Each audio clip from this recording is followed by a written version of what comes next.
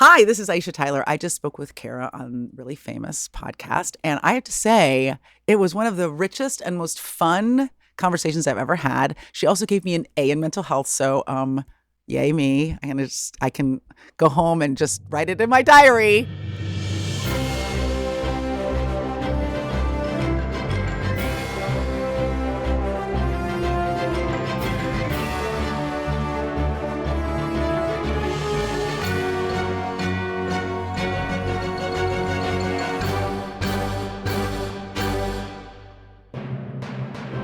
Hi friends, it's Kara. Welcome back to Really Famous. My guest today is Aisha Tyler. You're about to hear me and the incredible Aisha Tyler sip margaritas, get real about life, and dive into everything from Hollywood survival to starting over. You'll laugh, you may nod your head a lot, and you may even get emotional because that's what happens sometimes on my podcast. Aisha is not only the talented actor, stand-up comedian, and host that you know from Criminal Minds and now Criminal Minds Evolution, plus Archer, The Talk, and Whose Line Is It Anyway, she's also the founder of a premium cocktail company, Losophy. And yes, we enjoy a cocktail on air. In fact, you can see photos of Aisha preparing our margaritas on my Instagram, TikTok, and YouTube channel. Links are in the description. Plus, Aisha is a director, a therapist's dream client, and quite possibly your new favorite philosopher. Aisha opens up about her divorce, therapy, starting a business from scratch, and the beautiful, messy truth about chasing dreams and rewriting your story at any age. This is not just another celebrity chat. It's a heart-to-heart packed with honest moments, laugh-out-loud moments, and deep wisdom. If you've ever felt stuck, scared to fail, or unsure if you're doing life right, this one is for you. You can watch Aisha in Criminal Minds and Criminal Minds Evolution now on Paramout Plus. All seasons are streaming, including the newest current season, which is season 18. And guess what? Good news, they're already filming season 19. Yes, season 19. This is a super long-running show, but you probably already know that. Big thanks to my friends at Soundbox LA, where we recorded this episode. It's one of my favorite places to tape the show in Los Angeles, and I've been doing it for a few years now. You can see other interviews with me, and you can learn more about Soundbox by clicking on the link in the description. Okay, that's that for now. A word from our sponsors, and then we'll get right into it. Are you based in LA? Yes, now. Oh, okay. I moved here like almost 2 years ago. Oh, okay. So I'm an East Coaster. Where'd you move from New York? Well, yes. I mean, my show is based in New York, but I was living in New Jersey in the burbs. Yeah. So, yes. So I. That's a big adjustment. It's a great adjustment You love for it? me. You love it? I love it. And I love New York still. And I love going back. Believe me, it's not like I'm ever not going to. But I wanted to move out. I've been wanting to move out here for a long time. That's a nice feeling. So, to do something you've been wanting to do for a long time. I think most people pine for things and never do them. So yes, that's really exciting. And I am not a piner. Yeah. I mean, I'll think of something, I'll want to do it or see it or whatever, and I will do it. That's so great. So, and you did it. And I did it. And, so and how do you find it? I find it wonderful. I will remove the traffic from the equation. Sure. And the fact that you can't walk anywhere, and the fact that there's no like little nookie neighborhoods that are filled with all your favorite restaurants, and everything has to be a destination and a plan. Well, yes, aside from that. And the 1,000-degree heat. Although it's so funny. I mean, New York has really unbearable summers too. So, unbearable. Yeah, unbearable. Unbearable. Yeah. Like the summers get so humid there. So heat is not I'm not a stranger to heat. I also went to school in Florida. Okay. So you're well I understand humidity. Yeah. And I don't like it. Yes. So you've had enough humidity for yourself. Yeah. And then you're here in LA, it can be so hot during the day in the summer. But by it always nighttime, cools down. And no matter what. I mean, we have like windows. 5 balmy nights a year or something like that, which is true. Yeah. So that is good. I love it. I love it. This is like a novel take, right? Like all of us LA weary. Yes. Well, LA, you'll always love it here. I like it here, but it took me a while to fall in love. Do you know what I mean? Yes. I'm really besotted with New York, but it's probably because I never lived there. Uh-huh. Do you know? Every time I'm in New York, I'm like, I should move to Manhattan. But I am Then I look too. at the prices. I know, but the prices aren't cheap here either. No. To be clear. No, America's the whole joint is just like, what's the opposite of on sale? Well, I read something yesterday, I think, that the real estate market is finally starting to settle down. Looks like it's might be deflating. Good. But like 2 seconds later, I saw another headline that California just beat its own record of the highest prices. So I don't know. Yeah, no, I mean, I don't know that California, like at least the places where people want to live are ever going to be affordable. Do you know what I mean? I mean, like any coastal place in California is ever going to be like a cheap place to live. I think there are parts of California that are still affordable, but no, LA, San Francisco, San Diego, anywhere near the beach, just brutal. It's brutal. Yeah. Because everybody wants to. Yeah, why would you not want to be there? Yeah. It's California, and it's these spots that are incredible. Have a place in our kind of collective imagination. That's right. And they are what they live up to. See, like you're finding LA is living up to the hype, which I think is really great. LA when I moved here I did not. What was the problem? Oh, God, there were so many problems and none of them are real. I moved here from San Francisco, so there's a natural kind of rivalry between San Francisco and LA, and the attitude with San Franciscans is like LA is the worst city in the world and everybody who lives there is evil, and the attitude of Los Angelinos is what is San Francisco? I've never heard of it. So deep resentment on one side of that relationship. But, I just came from a city where you could walk everywhere and it's super progressive and you have this feeling of like neighborhood, conviviality and closeness. And then this is just a city where there is no relationship with neighbors. There's no cohesion, or at least that's how it felt when I moved here. I do feel like it's transformed. And listen, people who grew up here, are like making tiny Molotov cocktails to hurl at me on the internet. But figurative, metaphorical Molotov cocktails. But now I do find that there are places in LA that have a there are and character for sure. I do agree with that, and I think there are spots there are like places. LA as a whole, and like I would go so far as to say like Hollywood or whatever the area, like that's not a real place. It's not a real place. No, it's not a place that feels good. It's not even just a real I mean I think there's a location that is Hollywood, right? But if you're looking for Hollywood, you're not going to find it. Okay, yes. Yeah.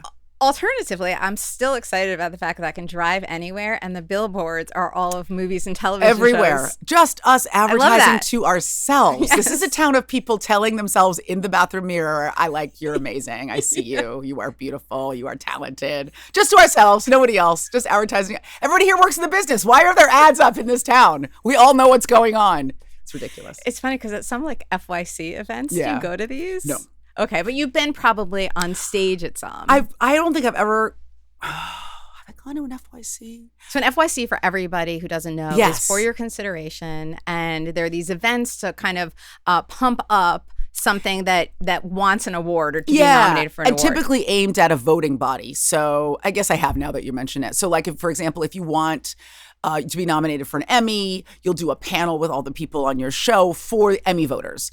And a lot of Emmy voters are in the business, but they're not all like super glamorous famous people. So they're excited to see the cast and crew and writers of a show that they love. Yes. And you talk about the show and then hopefully you kind of entreat those people to think of you when they're voting. When they're nominating and then when they're voting. Yeah. And that seems like an interestingly internal, it is. Like a bubble. It's just Ouroborosian. You're like, hey, me, look at me. Yes. Oh, I love me. Hey, I'm me too. But if you think about it another way, this is a company town, and if we were making cars, we'd all be talking about how great our cars were. And I think it is something that, while it's not rocket science, it is hard to do, and so there is some interesting conversation to be had amongst peers about how tough it is to do. And I agree with that. And I love the conversations that I can have here with people, that everybody knows the things that I'm interested in too. So that to me is a plus. Yeah. It's a company town. Yeah. Company town. It's cool for this type of company. Yeah. All right. So I want to go back to something you said earlier, but first let's drink. Yes. Before it gets watered down. Okay. So tell me what we have here. I brought you a margarita. So I started this company. It's less than a year old. It's called Losophy, pronounced like philosophy.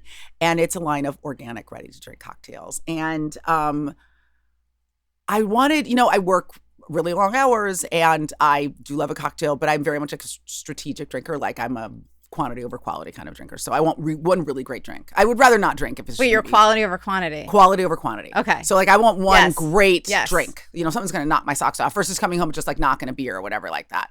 And I would have these great drinks out at these bars and then I'd want to recreate them at home. And I was, either too irritated or incapable.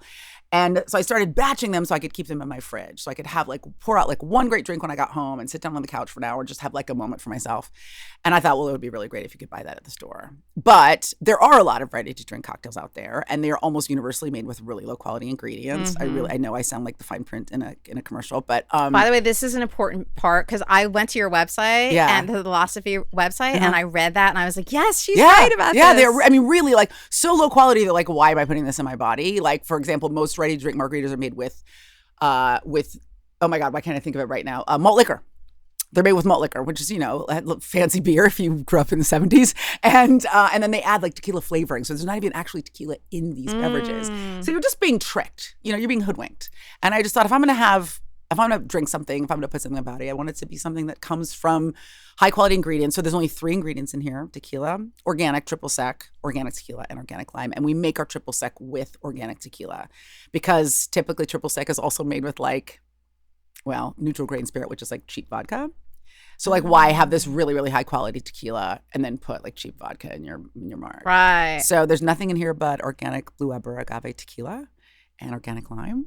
And it's really tasty. And do you want to taste it? I do want to taste it. I'm dying to taste it right now. It's foolproof. Wait, so it's strong. Yeah, so it's cheers. So what do you normally say? You just say cheers? I just say, how about sláinte?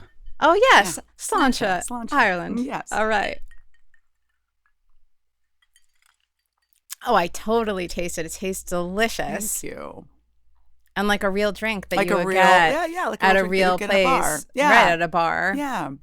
Tastes when you're on vacation. Tastes like tequila, tastes like citrus. No oxidation, no weird like artificial colors. Most of those things have like they have this thing called limonene, which is what is left over when you squeeze all the good stuff out of a lime. Oh, what? And they use the leftovers to like flavor and color those margs, which is why they smell and taste a little bit like cleaning products, because they also use limonene to color and flavor cleaning products. So we just wanted something that tasted like there was actually lime in there. Well, it does. You succeeded.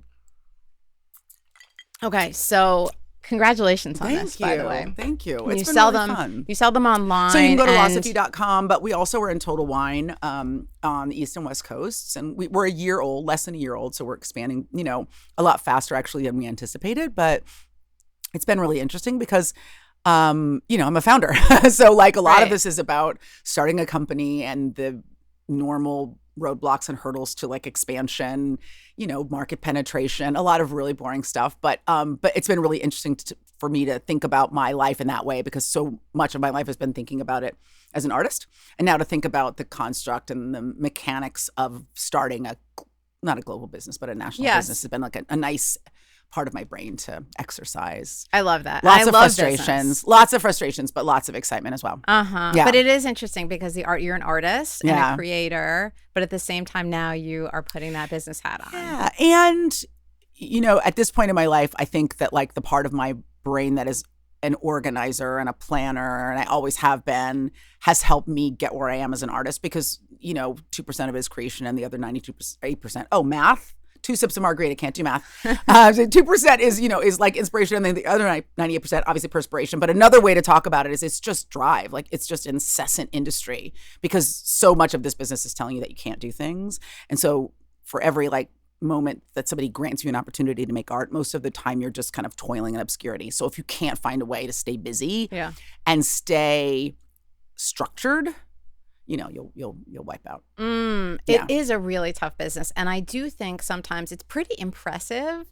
Like, I think a lot of people think it's just luck for people who succeed in entertainment. Right. But maybe there's a little bit of being in the right place or knowing the right person at the right time or something like that. But there's like no way you can do it without being tough. Like you need not only a thick skin, but you really need to be, like you're saying, you need to be in it to get it and keep going no matter what. No matter what. Mentally tough. And find a way to fill all of the time that's available to you when you're not doing the thing. I mean, most people have a job and they go to it 40, 60, 8 hours a week.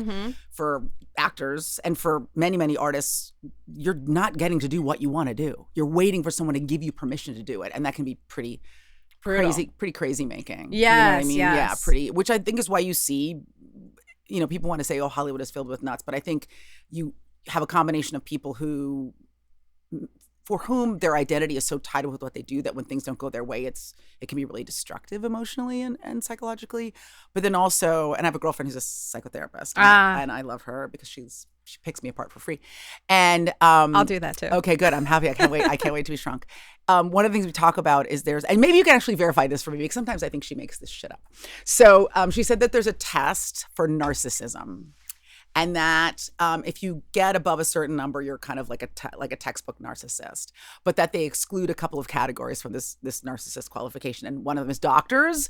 I think one of them is like astronauts or pilots or something like that. And then one of them is actors. And so she was like, we were talking about why that is. Like, why would you exclude those categories?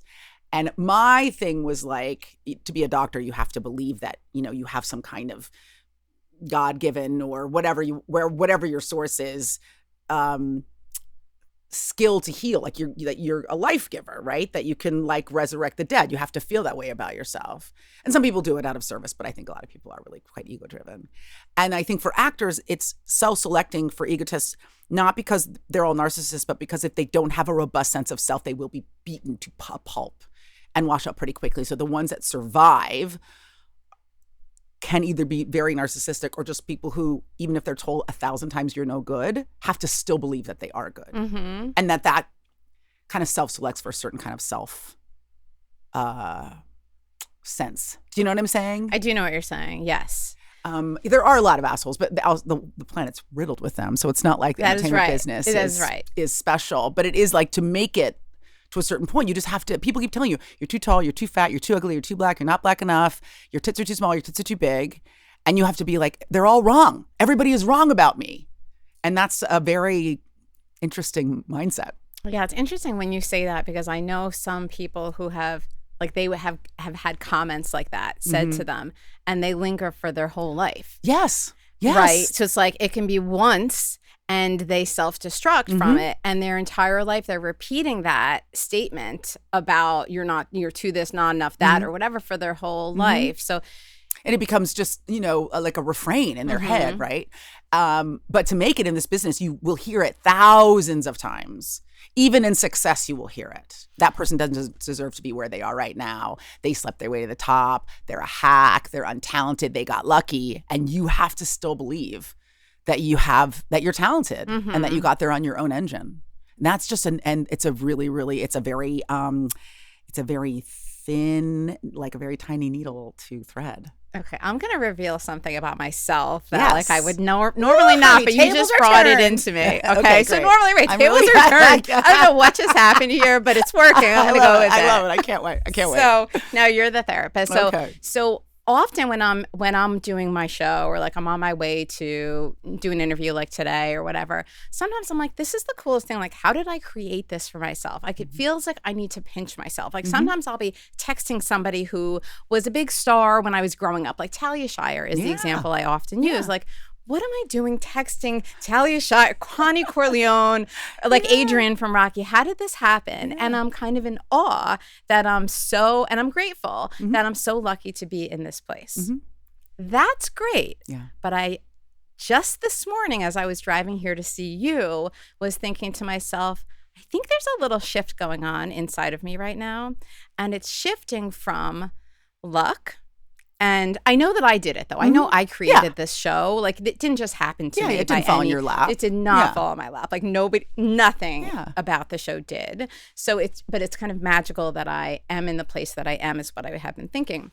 But now I kind of feel like it's going from magical to, well, yeah, of course. Because why couldn't I make this happen? And why wouldn't I? And we're only going higher from here. Right. So that's a different mindset. And it may not be as sweet, I guess, as the first mindset. Right. But I feel like now it's almost like more of a belief in myself. And you can just set your sights on something and go there. Right. Whereas before, I was kind of like, how did this even happen? How did I do this for myself? Right. So it's very subtle. There's a third extension of like that change in mindset, which I think is where things start to fall into kind of an illness, which is like, everything I do is great. I was anointed by God or by whatever to be here. I'm better than everybody else. And by association, regardless of what I do, all of my output has value. And I think you see that with like intense narcissism, which is like, you all love me. You'll love me in any condition, and like I could shit on a plate and everybody would eat it. And that's like gross the extreme and problematic. We're seeing that across the country. We might be seeing it in the White House. So I feel like where you are though can be really productive, because if there's this thing of, if I want something, I can have it. If I work for it, because nobody does anything great by not believing they can do something great. Yes. Right. Like no one like aims for kind of mediocrity and ends up excelling. You have to know in your heart, or believe it, maybe you don't know it, but believe it, I can do something extraordinary, or you will not set out to do it. You'll be like, that's too hard. It's impossible. And there are two sides of that as well, because that is totally true. Like if you believe it, you can do it. You have to. No question. Yeah, I know we sound like 8th grade like volleyball coaches, but it's true. It's like if you believe it, you can achieve it. But then you have to do the work too, right? It's not like you just manifest it by thinking about it over your matcha in the morning. Right. But by the way, as a therapist, I can tell you that like manifestation is a scientific thing. I've seen some stuff about that. But it's not what people think it is. It's just like saying it to yourself over and over again kind of realigns the way you think about yourself and your work and makes you less timid and more driven. Yes, and see more opportunities. So it's believing in yourself. So if you believe that something good is going to happen and you really believe it, your subconscious will start to believe it and it will steer you in that direction. So you will notice things, opportunities you didn't see before, and you will start to believe, oh, this I can do. And so that's how manifesting actually works. And then you step forward. Okay, like I and see the opportunity, but it's all about and you I present doing it. myself for the opportunity. Yeah, the universe doesn't give it to you. Yeah. You're giving it to yourself. That's the trick that that's people amazing. don't realize. That's exciting. So you don't put it out in the universe. You're putting it internally into your subconscious. Right. And that's what makes it happen. So do you also think that going from, oh my God, I can't believe this, or how did this happen, or this is amazing, which I think is also great because I do a lot of, I'm just like gratitude. One long Hallmark card. It's so powerful. I do a lot of gratitude work. Like, I often have to like hide that I've like burst into tears in a public place. But it's good. I mean, it's been very good for me, and I think has changed my mindset about life and the world, because it can be pretty, if you look around, with a critical eye, it can get pretty depressing. So I do a lot of gratitude work, but the shift from, oh my God, this is incredible, to, oh my God, look what I've done, or look what I'm capable of, then again changes your field of vision and widens it even more. Okay, well, if I've done this, I can do this, and I can build this into something even bigger than what I anticipated or what I planned for. Yes. And the interesting thing about that is I don't feel like I started out believing that I could do this. Right. That's the tricky part of it. Like, how did that happen then? Yeah. So, but it happened because internally I must have in some sense believed it or just wanted it. I talk a lot about this because like I'm not at all where I thought I would be doing now, and have achieved much more than I set out or planned or thought for myself. And that's not like a humble brag. It's just I'm in a totally different place than I had believed that I would be at this age. And I always talk about, to me, it's like this asymmetric growth of experience and expectations. So you try something, with just the main framework of like, I don't want to die without having tried this thing that I've been pining for, right? Like I have that was always, I had like a deathbed test for everything. Well, on my deathbed, I regret not trying this. So I just, even if it doesn't go my way, I'm going to try it. If it fails, at least I won't be pining for this thing. I did it. It didn't work. You try it. It's exciting or it's energizing. It awakens something in you. You go, oh, wait, well, okay, but what if I try this? And so that, even though these things weren't planned for, they weren't on your bucket list or your 5-year plan or whatever, you test yourself, you gain new skills, and that opens up new expectations and opportunities. And you perceive new opportunities that you didn't perceive before, because you see that, well, now that I've got this skill set or this fearlessness or this exposure to something new, it's now there's a door beyond this room that I didn't see before. So then, it's not on that linear, like step A, step B, partner by 30. Yes. But, you try this other thing and you're like, oh my God, I didn't know I was going to love this as much. And because I love it as much, be as good at it. And so then now maybe I should try this other thing as well. So then you wake up one day and you've got this massive show that you didn't plan for yourself. So maybe you didn't believe this, but you believe in your ability. And also, I think personally, in your ability to learn, because I feel like that's my fundamental, like my core sense of self is just I know that I can learn new things. And I think most people either think they can't learn anything new or are afraid to do it or just think it's going to be too hard. Because sometimes it's just really hard and really frustrating. And people get to a place in their life where they're like, I'm good at what I'm good at, and now it's time to cruise. Yes. Yeah. Yes. And that's also, so I'm all about learning too. Mm-hmm. And yes, and I want to. If I'm not learning, I'm bored to tears. I'm dead. Like that's the end of the road for me. The end of the road and like so depressing. Mm-hmm. Right? But imagine getting to a point where you're like, that's it. No. I've done everything I'm going to do. I've learned everything I'm going to learn. I'm just going to kick back on the couch. See, I think that you and I have that naturally. Mm-hmm. Probably. Because you probably were always like this. Am I right? I was always a really bookish kid. But I was also an outsider. So like learning and reading was like my outlet because I wasn't really social. My mom would drop me at the library on Saturday, like when it opened. And then I would stay there until the movie theater opened. And then I would go around the corner of the movie theater. And then I would stay there until like dinner time. So it was just like me entertaining myself, lack of better phrasing, playing with myself. But like, in that kind of deep dive of like, well, what can I do today? What can I learn today? Because it wasn't homework. I was looking at like pathology books. I was looking at like homunculine tumors and stuff like that. Whatever an 8-year-old wants to look at in a library when they're on their own. There's plenty. There's a lot of cool stuff in the library, kids. Like there's a lot of awesome shit. And then go to the movie theater and like, just look at all the movies. Just that wide open, and now everything's so curated for kids. It's soccer here and blah blah blah. But I just got like free play, and because I did, this is before This was before play dates. This was before structured parenting. You were just like, please, kid, leave me alone. And don't set anything on fire. 70s. Yeah, hello, yeah, exactly. Yeah. We're the last generation to have grown up. Oh my like God, that. Key, like, it's so funny now that latchkey kid is like a negative term, but I was like, that Good was thing. just, that's part of what. Yeah. Yeah. And then you were just self-determining. You're like, I'm going to figure out what I like. I'm going to figure out what I'm capable of. I've got to fill my time.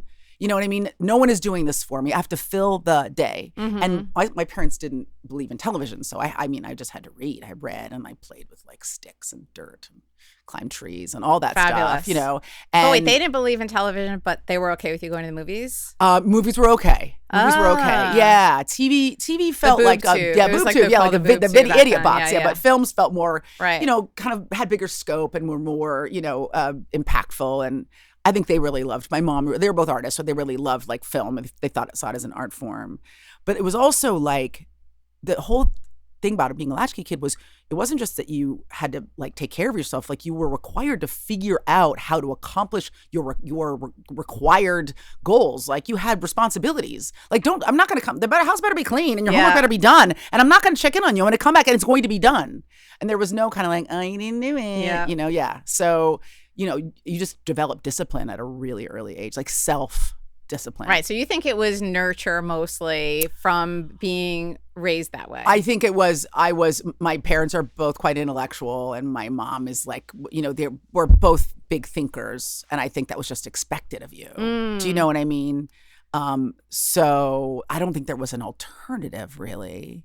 So your parents were what did your parents do? So my mom had an MFA and, I think they both wanted to be artists. She's a painter, they had kids, so no. And my dad was a photographer. My dad is like super, I'm making up a word, everybody. I was going to say he's a synesthetist. No, I'm making it up, but I'm not going to get to the end of it. Synesthetist? That's not a word. He's really good at synthesizing. Like he's a person who can draw synthesizer. I want to synesthetist. Yeah. Oh yeah. Well, that's how it would sound. That's what I wanted to sound. That's very good from the library upbringing that you had. You would think of that. Yes, I love that. By the way, just for the record, like I'm a big library person too, and I raised my kids at the library basically. That's so great. And they would all come out of the library with a stack of books this tall and read them all and come back, and the librarians loved us, of course, because there's so much there. Oh God, I always had like some random book that like I forgot to return, and my dad's like, I paid $27 in fines, and I was like, I have no idea what that book is. I remember returning some books in adulthood that I had like since I was a kid.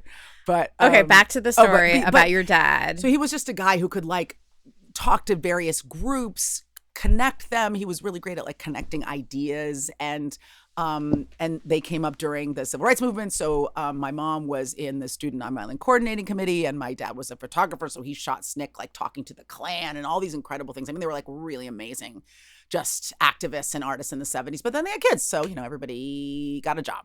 Oh. Yeah. So then, we became the project, the kids became the project. So that's like parenting also. So they started parenting. Yeah, they had before to. It became a verb. Yeah. Yeah. And I think, but I definitely think that they were very much like, whatever you want to do, like you have to do it yourself. And I don't think parents do that anymore. I think parents are going to put you in these programs, put you in these classes, we're going to make these decisions for you. My parents were like, whatever you want to do, you have to figure it out on your own. And then you have to figure out how to do it on your own. And then you have to stick with it on your own. And so, like, I just remember I broke my arm at camp one year and in karate camp. And I had ridden my bike to camp. And my dad's like, well, you got to ride it back home. And I was like, I have a broken arm. He's like, I don't know. You don't ride a bike with your arm. Okay. Yes. And I mean, at the time, I'm sure I was deeply resentful. But now he was just like no one is going to save you. Yeah. You have to save yourself. You know what I mean? Never drove me to a party. Never drove me to a friend's house. Like, if you want to go over there, you got to get on the bus. You got to do it on your own. Because I'm not going to be here. I'm not going to be here to take care of you. And if you want something, you have to figure out how to get it. Yes, to all that. It's a beautiful thing. I mean, breakthroughs in therapy are so great. I love therapy. I'm not in it right now, but I really do love it. And I love hearing when people have something transformational happen. What's something transformational your therapist helped you through? I love my therapist so much. I'll say her first name because hi, Deborah. She was really non-judgmental therapist, which is what I really loved. And I'm not saying that therapists, I think they're all supposed to be non-judgmental. Yeah, we are. But when I went through my process of finding one, I interviewed a lot of people and I felt like some were not participating at all. They were just kind of staring at me. Yes. There was some disapprobation from some of them. And then I had one where I was like, these are all the things and I'm a bad person. And she's like, absolutely not. We're just going to figure out why you're doing them. And if you want to keep doing them, you can keep doing them. And if you don't want to keep doing them, we'll figure out how to not keep doing them. And she was just so engaged that you felt like you were talking to a friend.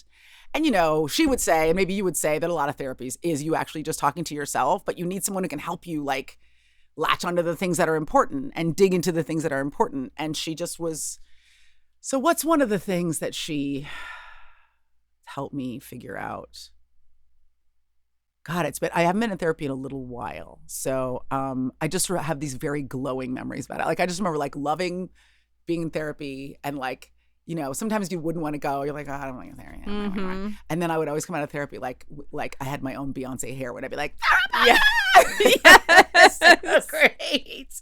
And also like the thing, like I've been trying to encourage some people in my like friend group to go to therapy, and I'm always like, they're like, oh, I don't want. It's gonna bum me out, or I'm like, you don't understand how quickly you can turn the ship if you have someone to talk to who you don't feel like you're burdening. Because the other thing is like, I don't want to burden you because you're my friend. I'm like, first of all, you can tell me anything, but also like, I had a friend I was talking to the other day, and they were having some issues with their family, and they're like, I don't want to go to therapy. I'll just talk to you. I was like, well, first of all, I'm not listen, I talk a lot of shit and I read a lot of Wikipedia, but I'm not a therapist. I really am unqualified for this conversation. We talked for like a while, and then I was like, oh, I get it.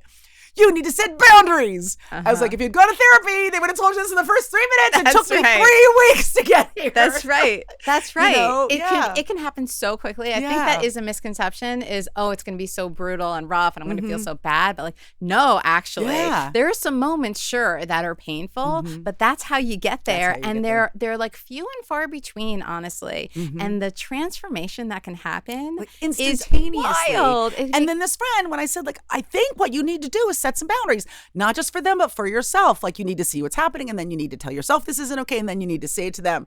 And then they like that day they tried it and they're like, this is going great. I was like, see, but if you've been in therapy, you would have got here such a long time ago. Right. I'm just your buddy. What the hell do I know? That's right. Because that's what the therapist does. Like my job is to see things that they don't see and then help them see those things. And then when they see them, it's like, oh, and then the smallest little shifts will, and I like to say this, it can change the trajectory of your entire life. Your whole life. So it's like so worth it. And I wish that people understood that it's not just if you really hit rock bottom and you're really struggling and you need therapy. Like that's kind of the overall view people have. But it's like if you want your life to be better, just go to therapy and plug in. Yes. And you can transform it. Yes. And to use an improv term. Yes. I love yes and. And I'm not an improver, but I love it too. Right? People are always trying to optimize for sleep, optimize for nutrition, change their workout plan, screw around with their face, try to find a perfect eye cream, whatever. Yep. Therapy is just optimizing for mental health. Everyone thinks it's like, I woke up in an alley and I'm Robert Downey Jr. and now I've got to go. No, like you're optimizing for everything in your life except for the thing that fundamentally is going to change your need to optimize for everything else in your life. 100%. So change it all through therapy. It's so fundamental. I mean, it took me a really long time to start because I just felt like it was for rich people. You know what I mean? And it was like a luxury. Why did you think that? Explain. I don't know, because I just think that was kind of the archetype of like the therapist, patient relationship, like in the 70s and 80s. It was for rich people. It's expensive, and you like kind of lie down on the couch and talking about their childhood, and I think we've only started to kind of destigmatize it in like recent years. So for me, I was like, I'm fine. I'm doing fine. Like I don't need to go to therapy, and I didn't.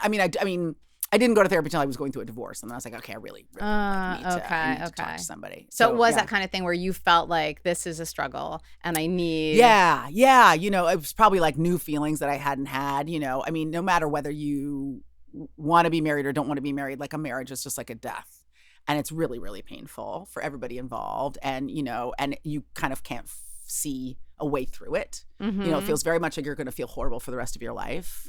So I think the big thing I was working on is like, am I going to feel this bad forever? I can talk about this now because it's been a long time, but I just remember like I would be fine, and then I would get in the car and I would cry all the way to work, and then I'd get out and I'd wave at everybody and smile, and then I'd get in the car and I'd cry all the way home. And I was like, but like it wasn't a decision. It was just I was so sad. Yeah. And just talking to a therapist, like gradually helps kind of work through all that emotion, which can be unbearable. And if you're not someone who's comfortable with emotion, can feel, again, like a death, like can completely like fling you into dysfunction. And I couldn't because I was on TV, so I had to be like smiley, smiley, smiley pants. What were you on at that point? I was on The Talk. Yeah, it was brutal.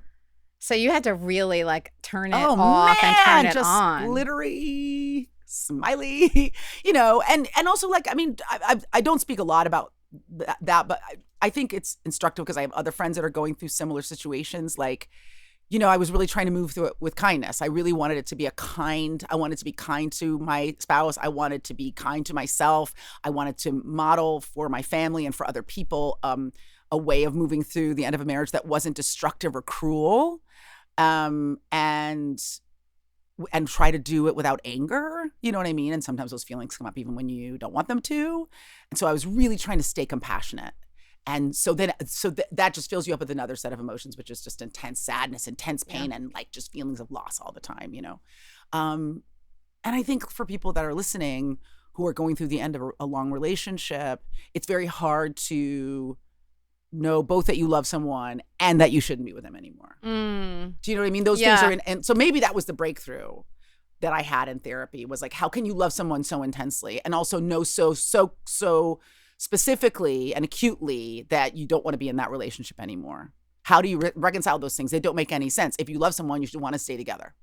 Not so simple. It isn't that simple. No. It isn't that simple. And so I was very much like, I was bewildered. I was like, how can I feel both things at the same time? How can both of these things be right? true? So you had that internal conflict that was like, there's were something you wrong struggling with me. right? Oh, there's something wrong with me. Yeah, and I want too much, and I'm a bad person, and I'm a bad woman.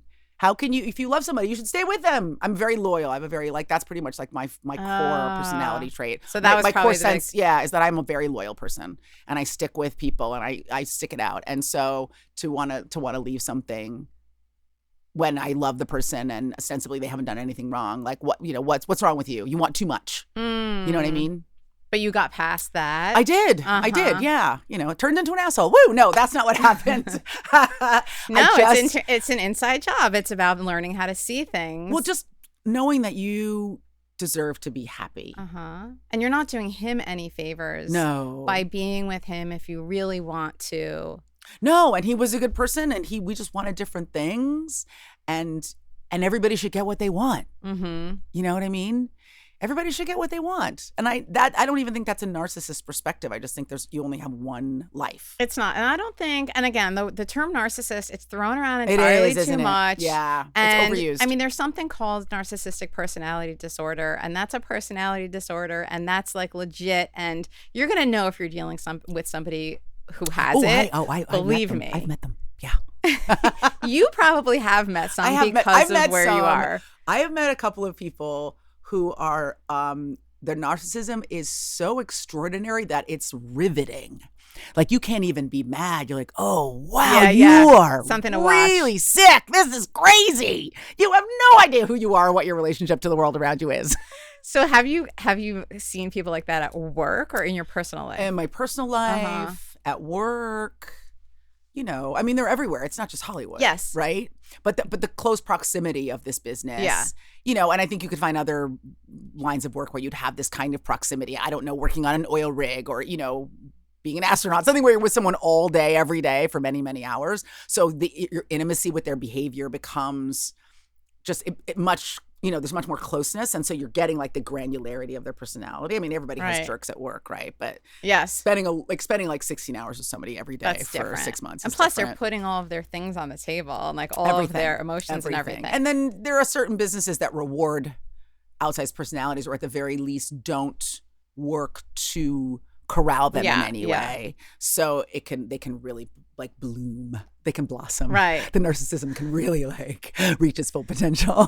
Yes, it allows it. So, okay. So after your divorce, then you wrote a book.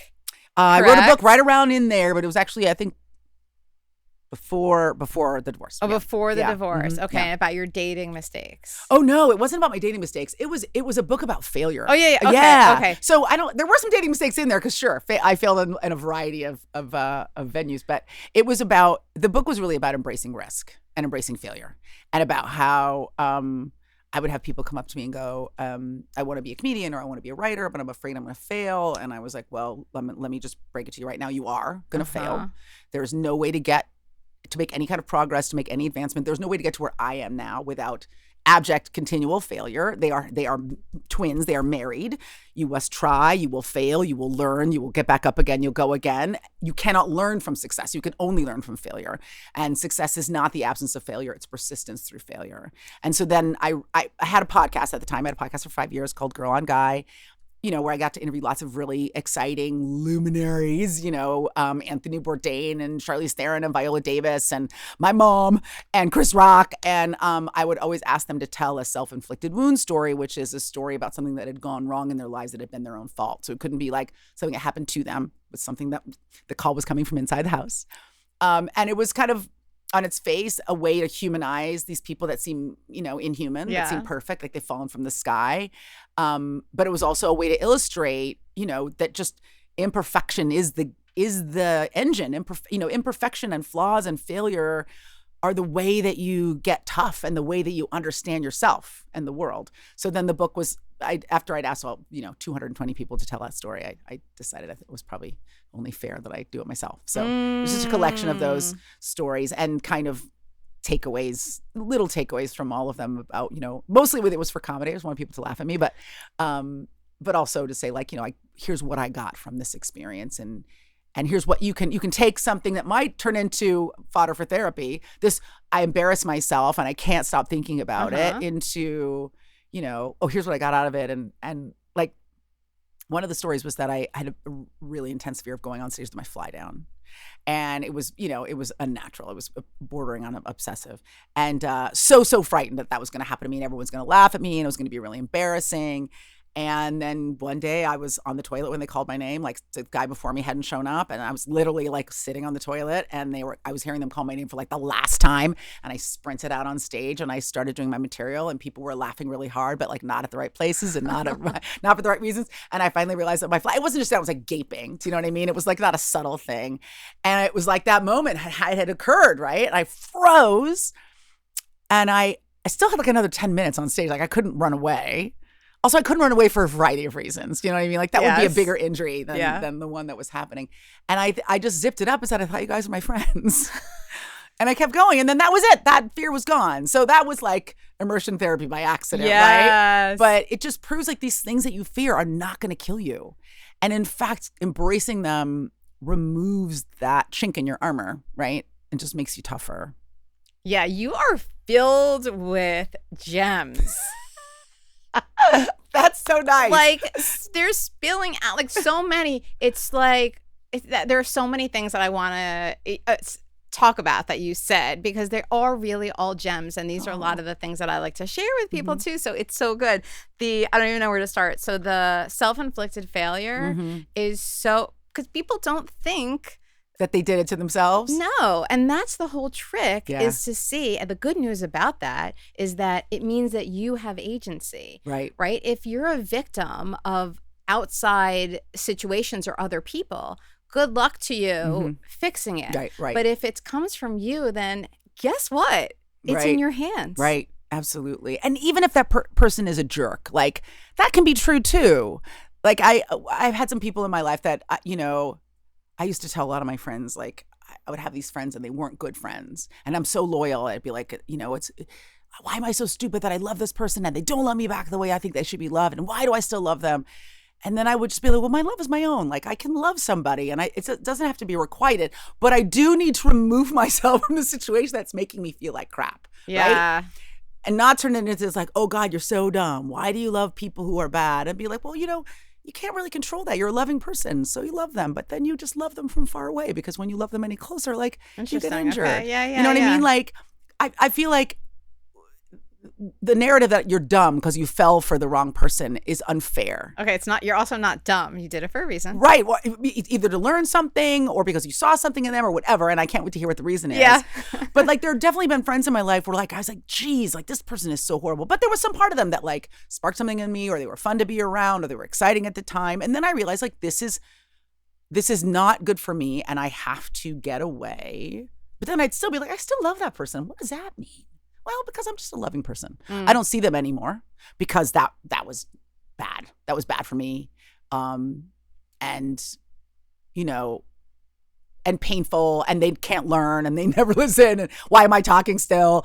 But I wanted to excise the part of me that was like beating myself up for like caring about somebody who was uncaring. You know what I mean? Definitely. Wait, what's the reason? Okay, so there was reason. That so I would have to know what your personal reason was. I would need to know more about why. So it probably has something to do with relationships in the past or beliefs that you have had your whole life. And so you entered a relationship with somebody who really wasn't deserving of your love. And these were all platonic, like friends, like really, really close friends, not lovers. Oh, interesting. Okay. Right. Also interesting. A little different. Yeah. Because I was in my marriage from like 19 to 40 something. So that's a long time. I met my ex-husband in college with my whole adult life. So all of these people I'm talking about were like really, really close friends, which I think is a different kind of conversation than a lover. Yes, it is. But also like no wonder also it was so loaded, your divorce also from 19 to 40 something. There's so much in there. I spent more time with my ex-husband than I did with my parents. Do you know what I mean? Like incredibly formative. Like some of the most formative years of my life. And I have nothing but good things to say about that relationship, that experience. Like a wonderful person that I will always love. And I really feel like I want to always be like a loving person. Yeah. That's just like after loyalty, and maybe loyalty and loving are like the two.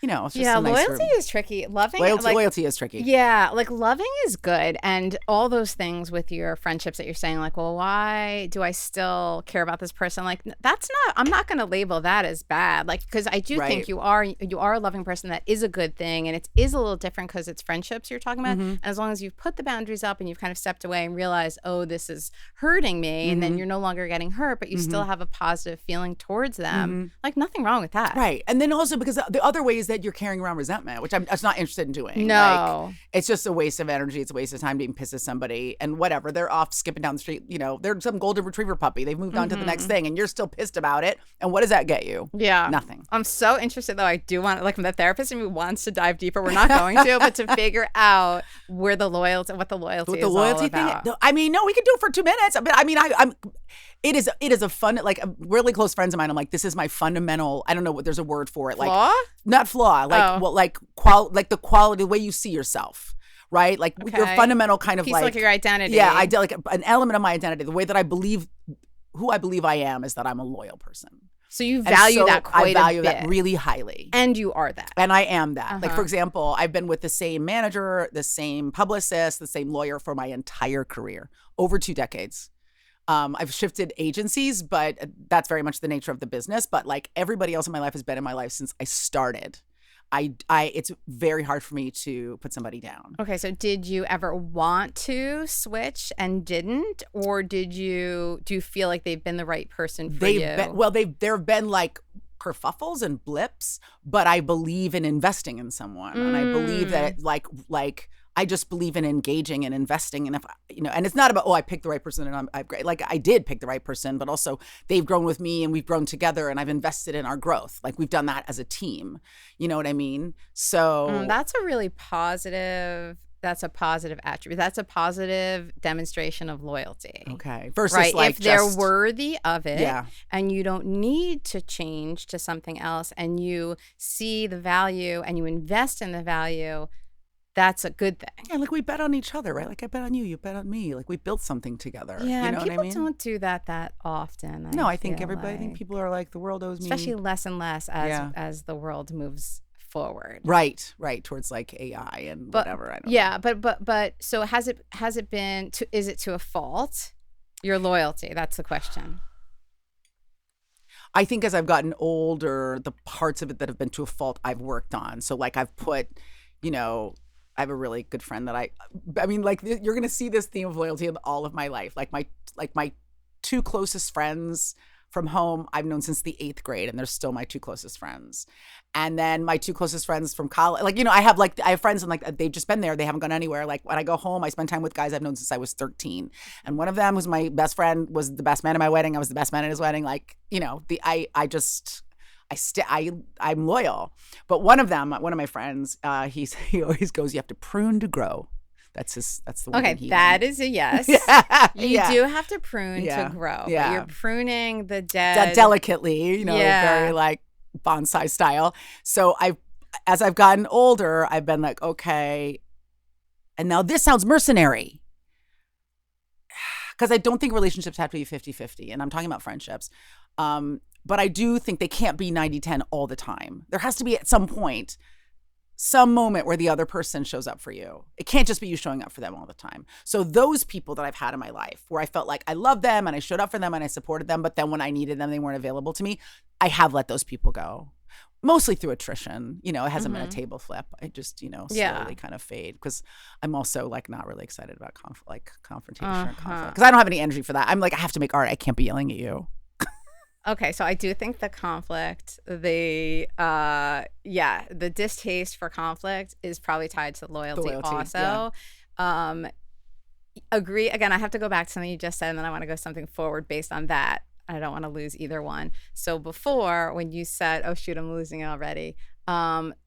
Friendships, they don't have to be 50-50. So I agree with that. Mm-hmm. And there's a lot you'll see on social media of like, it should be, they should be doing exactly what you do for them. And it's not true. And it doesn't mean that it's unhealthy if it varies or even if it's a little bit in a different way, because some people they're a little bit more, they initiate more things and others don't, and they have to come out of their shell. And so sometimes you get that dynamic. Doesn't mean the friendship is bad, but absolutely if it's 90-10, all the time. Forever. No good. Yeah. Move on. Okay, that was the one thing. Okay, here's my question for you about loyalty. So have your friendships and sticking with the same people, have they kind of held you back from creating new relationships with people? So that's a really good question. The answer is no. I will say that I had this, and this is a nice nugget for people that are younger than you and I had this burst of experiences where all of a sudden I just made like a million new friends. Oh my God, you guys are popular. That's so obnoxious. Where we made a lot of new friends. And I do think that I have some people in my life who have had a harder time with that. And they were like, God, you seem like you made a lot of new friends. And I was like, well, I guess just when I started to think a lot more about what I wanted my life to look like, I started to just put myself out there more. And maybe putting down some of the negative friendships allowed me to form new friendships, sure. But like at this point in my life, I have formed lots of new interesting friendships. Okay, yes, so that's good. Really so fun. it hasn't limited you. Which I was kind of digging around to see, well, where has the loyalty held you back? Yeah. But it hasn't. And putting yourself out there is so important, and people are so afraid of it. I'm going to go back to something you said earlier about fear, because I do think it's important to talk about fear, because that drives so much of everybody's behavior. Right. And like insecurity, right? Like, which they're the same thing, I think. Right. Insecurity. So I used to say, like, oh, what do people see you for therapy for? Like, what's your specialty? And it's like, well, self-esteem and relationships, because those are the things. Yeah. It all boils down to relationships and self-esteem. Like it really almost does. Yeah. And fear, though, is the driver for everybody. Or not necessarily everybody, but it is so true that it will. And so loyalty too, I would attach to fear a bit in normal circumstances, but I don't see it with you, which is why I'm like, I feel like I want to dig, but I'm not seeing that as a theme. So I don't know that I can like confidently or fully explain like why loyalty is so important to me, but I will say how it has served me, which is that it's reduced uncertainty in certain aspects of my life so that I can live in uncertainty in other parts, right? Like, for example, the people that I've known since I was a kid don't care what I do for a living, aren't like glamorized by it, they're curious about it in the way that they're curious about what everybody else is doing, but they're not like enamored of it. So I can just be myself around them, right? And there are people that have known me since I was a really dorky, really funny looking kid on a skateboard, and I never have to perform for them, and they really could care less. Like, they'll show up if I ask them, but they're not like, can I go to the Hollywood premiere? They're like, they don't care. Like, let's go get a pizza. Right. So like, it's really allowed this level of kind of like self-confidence. I know who I am. I have people around me who know who I am. I can be that person. I don't have to put on airs. Yeah. And so then I can go out into the other part of the world, which is demanding that I put on airs, and it doesn't like, it won't change me. And I mean, I need a better word than change me, because that sounds like, oh, you changed. But more like, if you come into a business like this and you don't know who you are, and you're looking at all these totems and examples of what you should be, how you should look, how your hair should look, what you should wear, who your friends should be, it's very easy to quickly lose a sense of self, right? And be chasing an ideal that is impossible to accomplish. And you can get lost really, really fast. Not just because you're surrounded by this. I think our culture surrounds us with it as well. It's all Instagram, and this is how to be happy, and this is how to be popular, and how to be famous, and how to be beautiful. But you're not allowed to form your own opinion. Your opinion is being formed for you, right? And you see someone who's doing what you want to do, and you think, well, to be there, I've got to do that. And quite frankly, there's no recipe, and there's no way to get there doing the way that person did it, because they did it the way they're going to. It's not repeatable. These paths are not repeatable. But if you don't know who you are, very quickly you're like, well, I don't have the right suit, and my lipstick is bad, and I'm a bad person, and I'm going to fail. Yes. You know what I mean? And that's a relentless message. It never goes away. It doesn't matter where you are in your career. It will haunt you to the day you die, especially if you are a woman. Yes, but it never got to you. No. Good for you. That's too confident a response. It's in there, but I feel like I have the fundamentals to fight it. Right. I tell this story all the time, but I was on the red carpet like years ago, and the guy asked what shoes I was wearing, and I said some very fancy designer. I was very proud of myself. I was very young. I had very little money, and he said, "Whoa, well, why not Jimmy Choo?" And I was like, "You gonna fucking buy me shoes? What are you talking about?"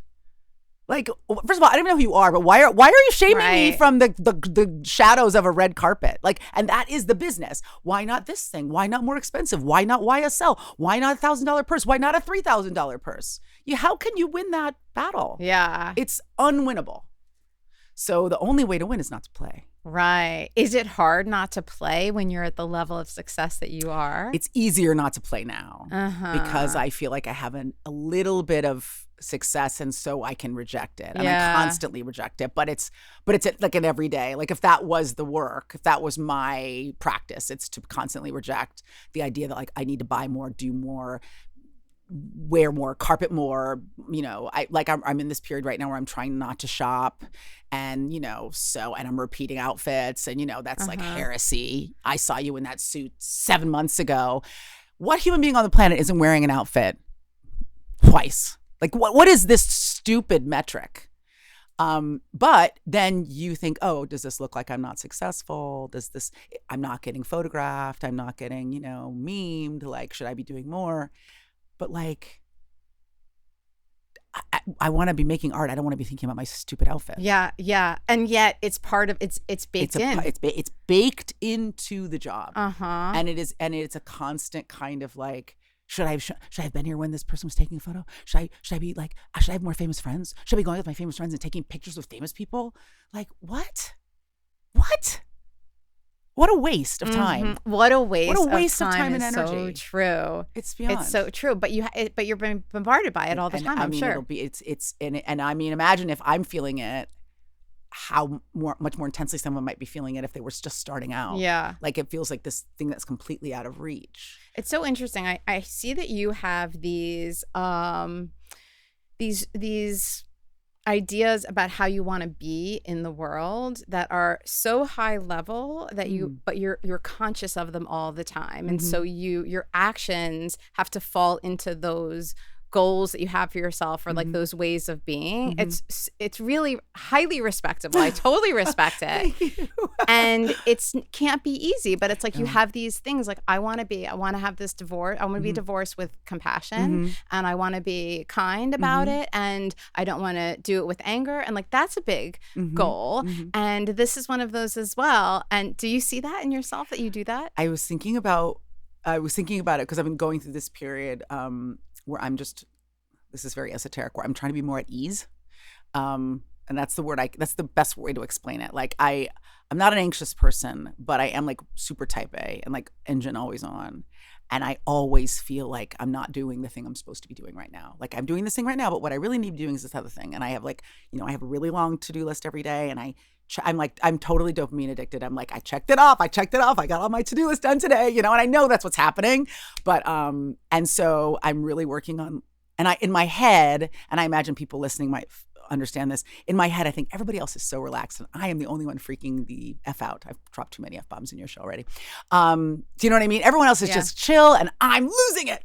So I've been, and it's been years of working on just trying to find a way to be at ease. Even when I'm stressed and it's a stressful situation. So a part of it is like if I've got a plan and I'm executing against the plan, then I can be relaxed. But then also trying to say to myself that like not everything has to get done today. Like being at ease is a part of how you get things done. Like, anxiety and stress is compromising your ability to perform at a high level.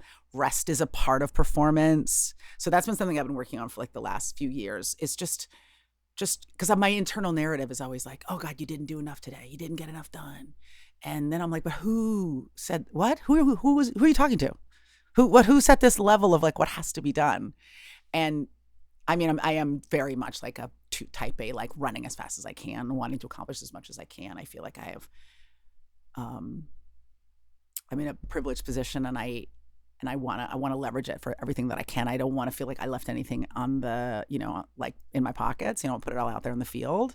That comes from probably being an athlete when I was younger, but also I feel this responsibility, and this is, again, very esoteric and self-involved, but for other underrepresented women, I feel like I really want to create like a really wide pathway for people to come behind me because I didn't have a lot of people doing what I'm doing now that I could point to and go, well, because people are like, well, no one's ever done that. You can't do that. And I had nobody to be like, well, what about her? So I'm really trying to create a space where other people can say, oh, and maybe this is where I would score very high on that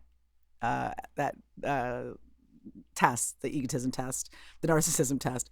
I do feel like whatever I can do to make the space bigger for other women, I want to do it. For other underrepresented people, I want to do that because I just want people like, I remember when I was younger, they go, who are your idols? Who do you admire? And they were all men. Oh. Do you know what I mean? They? Yeah. They were comedians, like Mark Maron and, Richard Pryor and Chris Rock and like the guys that wanted to do what I wanted to do. They were all men. I was embarrassed by that. You know what I mean? I was very aware that like, even directorially, like all my heroes or directors are all men. And they're women now. I think there are more women now, but like there's so few of us. Yeah. So I just I want to like I guess I feel that if there's a pressure that I feel. That's what I was going to say. You have put a lot of pressure on yourself. I do. I very like much a ton. do. Yeah.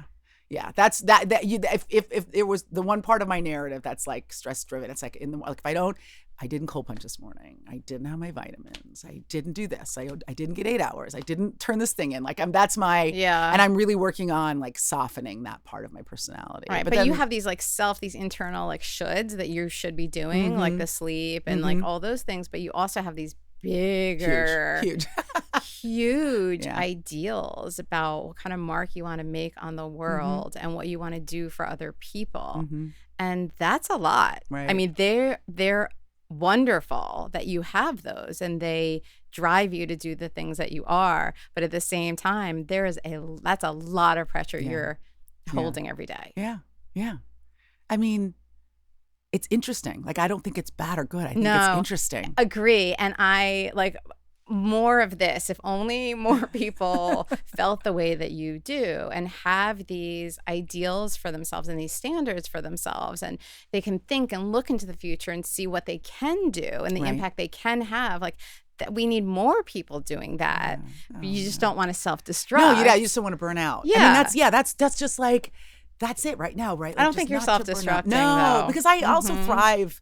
I thrive with a bit of pressure. I feel like it's exciting when things are difficult because I want to test myself. Like, can I get this done? And I think directing is exciting because I get to help everybody else test themselves. Like that's I think a lot of people think that directors are like they're tyrants or they're dictators, but for me, they're coaches. Like I'm a coach and I'm like, I want to create an environment for everybody to do their best work and really to tell them, I know this seems really hard, but I'm super confident that you can excel here. And I want to see what you bring back to me. And that's great when people don't get that at all from anybody at work. But we all need that. We do need it. At work and in our personal lives. Yeah, like you're going to kill it. I can't wait to see you kill it. Yeah. So that's, I try to move through the world that way. And then I engage in a lot of self-talk, and it's really funny. I'm just in my full talking to myself era. Yeah. So, I just heard recently, actually, that's more common, like when you hit 50 or something like that. I think you start to talk to yourself more. Oh, and by the way, I definitely talk to myself out loud. Oh, my God. And it's quite enjoyable. It is. I'm great company. Yeah. And I sometimes it's just like, oh, my God, you forgot to do this or don't forget to do this. But lately, I just been, you're doing great. It's gonna be great. It's gonna be okay. You're doing a good job. I love you. You're doing it's like the most like random Teletubbies like self-talk. But Did Teletubbies do that? It just feels Teletubbies. You're doing a good job. Yeah. Barney too. Yeah, Barney. Yeah. I love you. Yeah, but it's true. And the self-talk is everything. Yeah. But usually we're walking around, and I'm sure you have negative self-talk too. Negative self-talk. But so it's like at least you have the argument going on inside of yourself. It's like you might say something negative, but then you'll see it, and then the positive self-talk, like you'll tell yourself, wait a minute. Yeah, and hopefully, and I wonder if when you're talking with people, you talk about this because I think the negative self-talk is almost automatic, right? It's like a record that just plays in your brain, and you have to break it. You have to constantly be breaking it. So saying like, wait a minute, no, that was like, don't do that to yourself. That produces nothing, right? Like whatever it is about your body or about your face or about whatever it is, like that's just useless self-talk, and get back into the good stuff. The other self-talk I love to do if I'm alone at home is I'll go, I'm going to throw myself a party. And then I just like make myself some food, get myself a glass of wine, and I'm like, I'm just partying by myself. And I never think like, oh no, I think like this is gonna be the greatest night. I'm gonna just like take care of myself and be nice to myself. Yeah.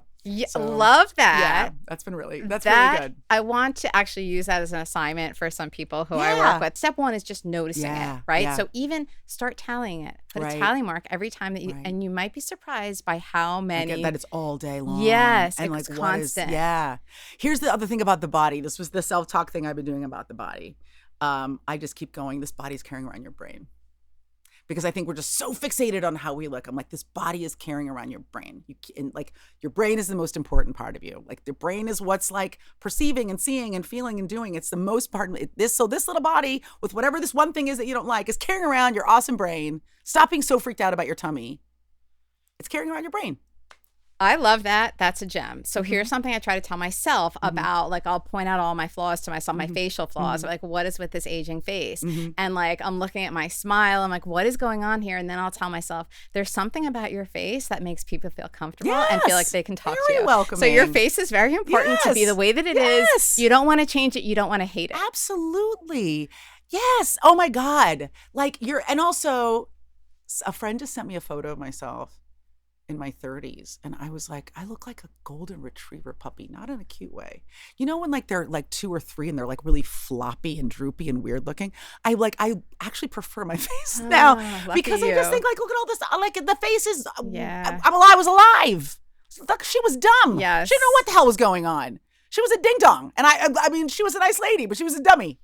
And like all this other amazing stuff has happened since then, and like it's here. Yeah, it's right? like it's like when you look at a face that's a lot younger, it's like they're missing something. Something's missing here. It's like blank. Like, she's terrified. Yes, and yeah, she's like holding on by a thread. Right, or it's almost like a fuzzy outline of something. Like you're not even seeing the whole beauty of the not fully formed. So messages like that, I say we all start like thinking of messages like that to tell ourselves, because it really is. It's true. It is true. It is true. My mom said, she goes, you're going to love your 50s. And I was like, all right, lady. She's like, it was my best decade. And my 40s were very dynamic, like good, but very, very dynamic. And by dynamic, I mean, the shit went down. But like, you know, changes were happening, and changes were good and changes were bad, but change is inevitable. And so it was just a lot changed. My 50s have been just like I have been more at ease. I have been more relaxed. Things, and I'm going to ask you this question now, which is, let me see if I can parse this properly. You were saying that, you know, that the moment that you went from, oh my God, I can't believe this is happening, to, of course this is happening, I think is tied a little bit, maybe not to age, but to experience, which is like when I was younger, things that I'm doing now so effortlessly would have been an intense strain. I would have been really struggling to come up with answers and solutions for creative problems. I would have doubted myself constantly. I wouldn't have asserted certain ideas because I wasn't confident in them working. And now I've been doing this long enough that just answers and solutions they just come with ease. I'm synthesizing at a faster rate because I've had more experiences. I've seen more things. And these things that would have been such a struggle and I would have been so timid about 10 years ago, I'm like, oh, absolutely do that. And not even being bossy, just with confidence. This is what's going to work. Check it out. Try it. I'm so confident in this because I have lived, and I know, and to say to somebody with like grace and affection, I think this is going to help you. Like, give it a try. I mean, and I'm not a therapist, so it's more like, you know, go eat at this restaurant. But just that idea of like, you have to be alive to get to that point. And Tom Morello, he's the bassist for Rage Against the Machine. A different Tom. His last name is not in my head. The comedian, long hair. Tom. I don't know, Green or something? No, not Tom Green. It'll come to me in a minute. He's brilliant, but his name has fallen out of my head. It's been occupied by Margarita. He used to let me open for him when I was a baby comic, and I would go up to him and I'd be like, how do I get to be like you? I want to be like you. I want the career that you have. I really admired his style, and he was very relaxed on stage. He was very conversational. You know, he didn't do jokes. He just kind of talked to people, and it seemed so effortless. And I was like, how do I get to be like you? And he's like, you just got to keep getting up. This is pre 10,000 hours, you know, not the right? This is pre 10,000 hours. I was like, you just don't want to tell me the trick. You just don't, you know what I mean? You just don't want to let me in on your secret. And now I'm like, that's it. You just have to keep getting up. And there's no substitute for age. And so this thing that we all resent and we fear and we're, you know, trying to avoid is the very thing that makes us better at what we do. Yes to that. 100%. It is the greatest thing. It is so much better than youth in so many ways, in like the biggest ways. Yeah. So it's so crazy that we're fearing the thing that is so beautiful make life easier. And makes life so much easier. Yes. Unquestionably, I've gotten happier every decade, I would say. And I knew already professionally that that's what the studies already, they've told us this. But even when they tell you that, you're like, oh, but that's not going to be. Yeah. And then there are also these theories out there that middle age is like a big dip in happiness and that it gets better when you're older. But I don't find that at all. And I think a lot of it has to do with society changing also. Like, I'm seeing more women in their 50s and 60s who are just living their life. And you can tell that it's an amazing time in life. And so it's like you're saying, you didn't have the role models before, but you're a role model for people now. And so you exist and people can see that. So it's just making it more accessible, I think, for everybody, or it's helping everybody see that. But yes, age is a benefit. I have no issues with my age, except I really don't like the aesthetics of it. That's it. I have to admit to it. I have to confess to it. Well, so that's really interesting. And I wonder. It's not because I look old. It's because I don't like the look of what happens when aging occurs. You don't. I mean, you're gorgeous and you don't look old. But I also wonder if we don't like it because we've been told not to like it. I'm sure. You know what I mean? Unquestionably. Yeah. Like I was talking to somebody yesterday about like how everybody's mutilating their faces and how people are mutilating their faces so intensely that now you don't know what's real and what's not real. Meaning that like you start to see people who haven't mutilated their face and you're like, that looks weird to me because all I'm seeing is people with like giant teeth and lips out to kabunga and, you know, everything whipped to filth and their eyebrows close to their hairline. And so now that's become the norm. And so now I see a person with a normal face and that's confusing to me. So this is not difficult. Real. This is something we've been manipulated into. Like seeing someone with a 24-inch waist and like a 36D. I'm like, this is all made up. It's all made up. I'm going to get on my soapbox right now. And I know that I'm like an outlier, but like I'm really trying not to look at anything that's made with AI. And it's not that I'm a Luddite. I couldn't do my job without technology. But what I'm finding is it's getting so good that like I feel myself not knowing what's real and what's not. And I think that is the most damaging thing to a brain, to not be able to discern between real and fake when you are looking directly at it. We have a certain amount of evaluative structures and evaluative tools in our brain to figure out what is actually authentic and what isn't. And when we lose that tool, how can we move through the world? How can we take in and evaluate data? So I'll see it. Like I looked at a baby Robin Williams. They're making like AI versions of movies. I was like, don't look at that. Your brain is going to lose the ability to know what is real and what isn't. And it took us millions of years to evolve to this form of humans. Technology is like a tiny atom compared to the amount of time it's gotten us to this point in our technological development. It's going too quickly for the human brain to adapt. And I think the same thing was with all this crazy, like everybody with like 24-inch waist and the giant butt. Like, that's not a real human form. And God bless you if you did it. I love you and I want you to be happy. But if you are looking at it and thinking, if I don't look like that, I won't be happy, like reject that thinking immediately. You are perfect. Your body and your face are totems of what you've lived through. Don't let this person who's trying to look 24 when they're 74 make you insane, because the fact of the matter is they're doing that to themselves because they feel crazy. Now, that's probably unkind. I need a better word than crazy. But when you are seeing someone still trying to look 30, struggling. There is some part of them that is really struggling inside.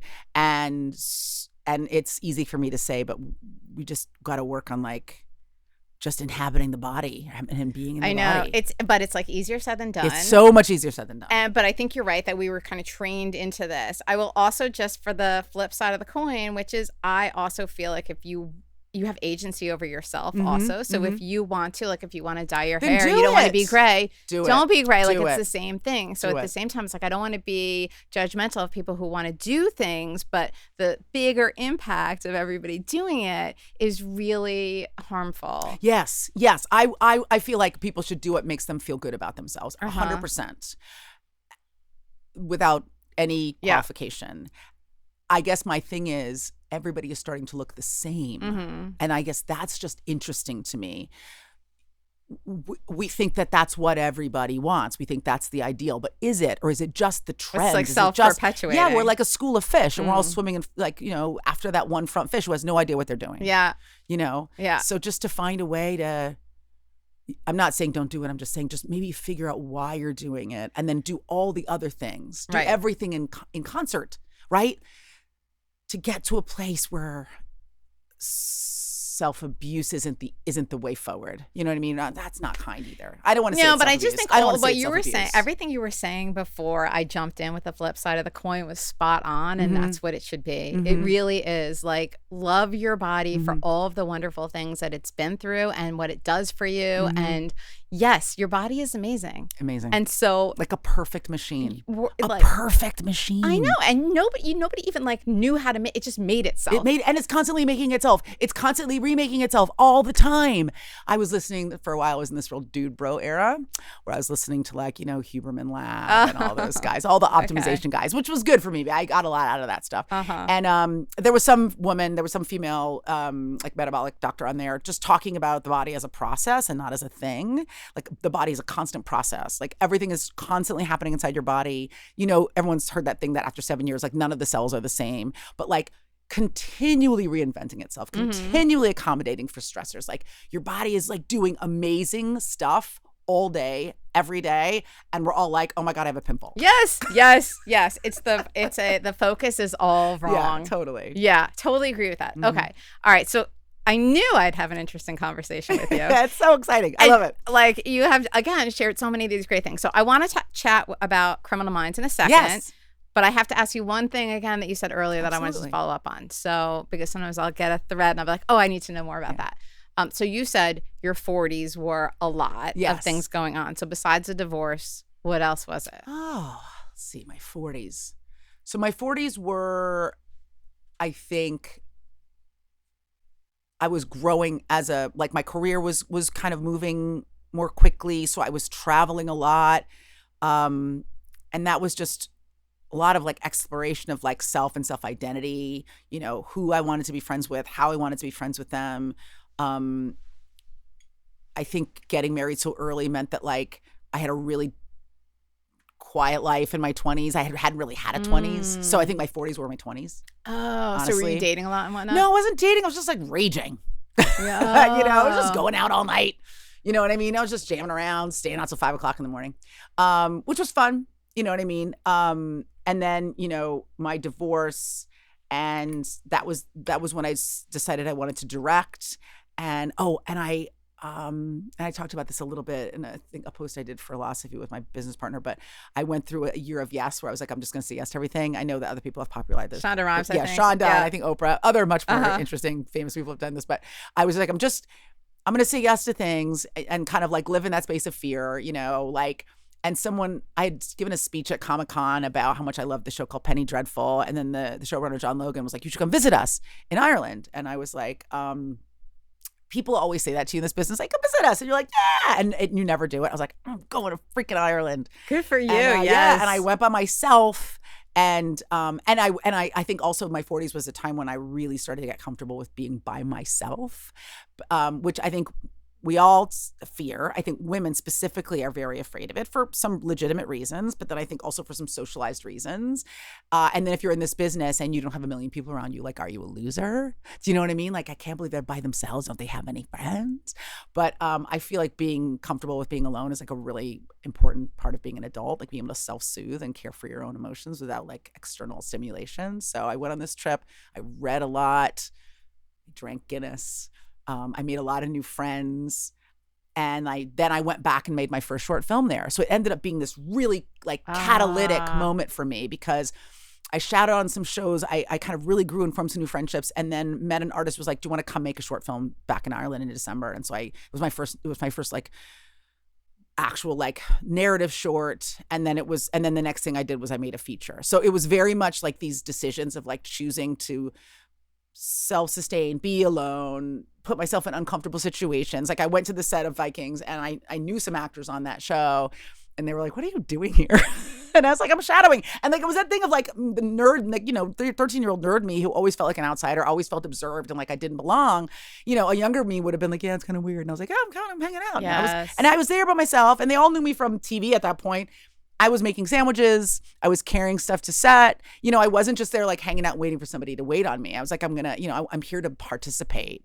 And I think like that maybe my 40s was also just like a bit about a lot of square oneing, a lot of like putting myself in situations where I had to like lean into my humility and not be like, I'm here. I'm, you know, television's Aisha Tyler, but like, hey, do you need help? Do you need help lifting those batteries? Do you need help passing out lunch? You know, just being alive and not without holding on to the artifice that I think we all really collect around ourselves as we get older. Like, these are my accomplishments and I would like to be recognized for them. And I'm moving through the world because I'm a fancy lady and here's all the stuff I've done and my money and my things. And just going back to just being like really humble and available. So I think that's the dynamism of my 40s, you know, just like putting myself in a situation to learn new things about myself and be silly and not be. And I think that's really served me because this is so hard to articulate, but I feel like, and I don't think it's just our business, but I do think there's something about Hollywood where when you move into a public space, you've got to look perfect. You've got to be dressed perfectly. You've got to have handlers around you. What car you step out of is important. What handbag you're wearing is important. And I will just like hump it through a brew pub and like sit down with a book. Like I do not care. And what's great about that is people will go, you look just like Aisha Tyler. I hear that all the time.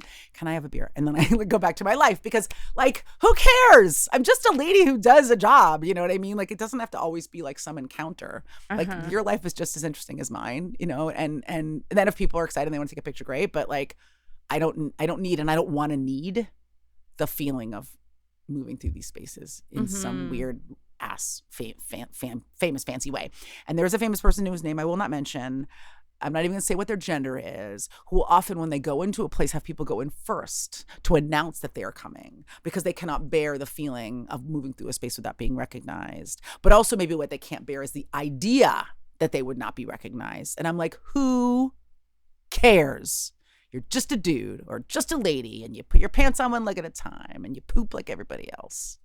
And when you let go of that need to be exalted, you also let go of the anxiety that you will not be exalted. That's my speech about fame. That's accurate. Of course, I need to know who that dude is. I know, it's probably a dude, but age range. I'll tell you off air. I don't want to blow them up. They're a nice person, but as long as you also tell me. Ridiculous. Yeah, totally. Yeah.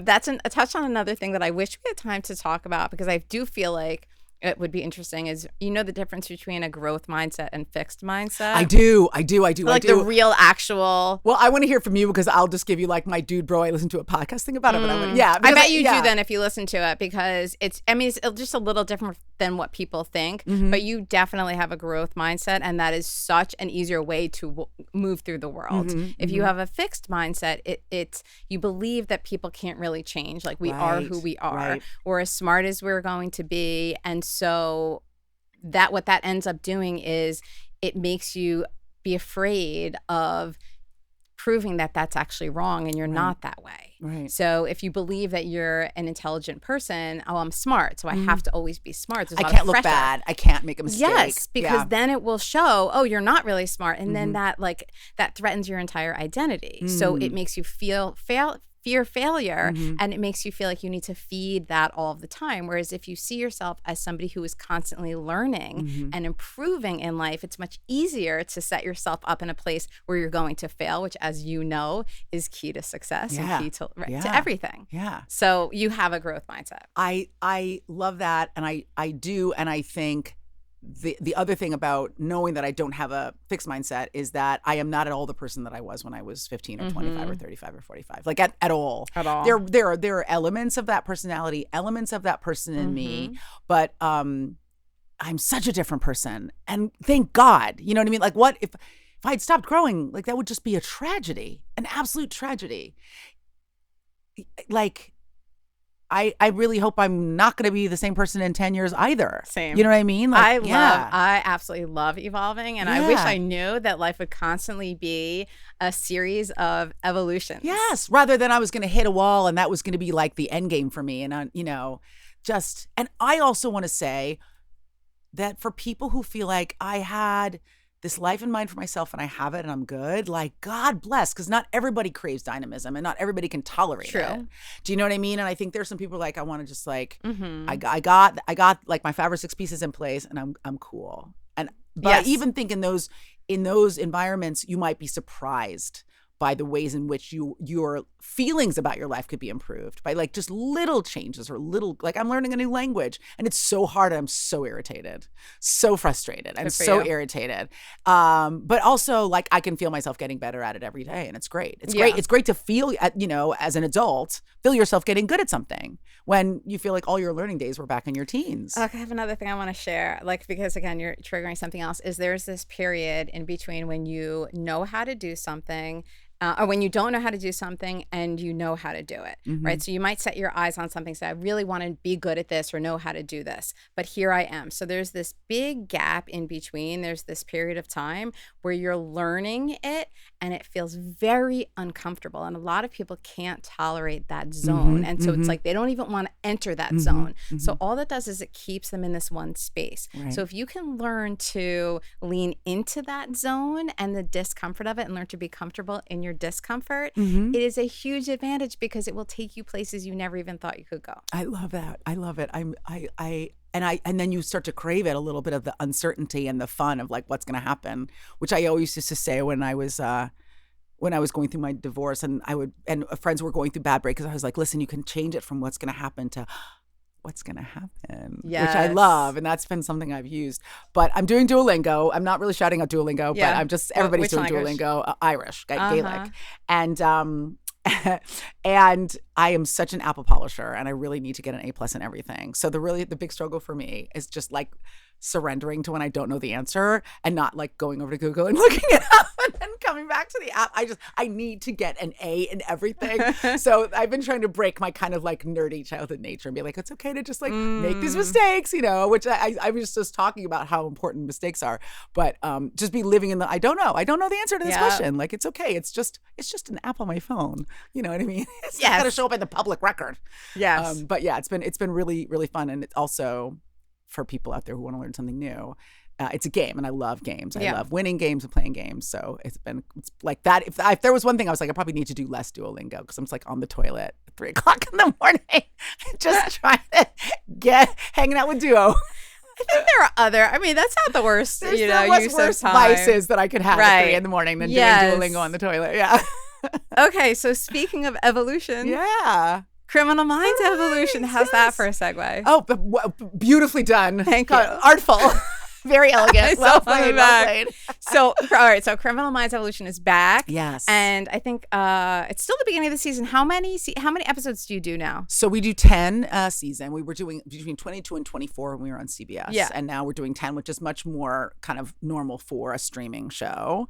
And I think has been really good and manageable for us because, a network television, the show was like 42 minutes, something like that, commercial breaks, et cetera. But now we kind of get to do what we get to do. And so sometimes the episodes are 50 minutes, sometimes they're over an hour. The storytelling is much richer. And I want to say languid, that's not fair, but it's just we get to tell the story we want to tell. We're not hamstrung by these other constraints.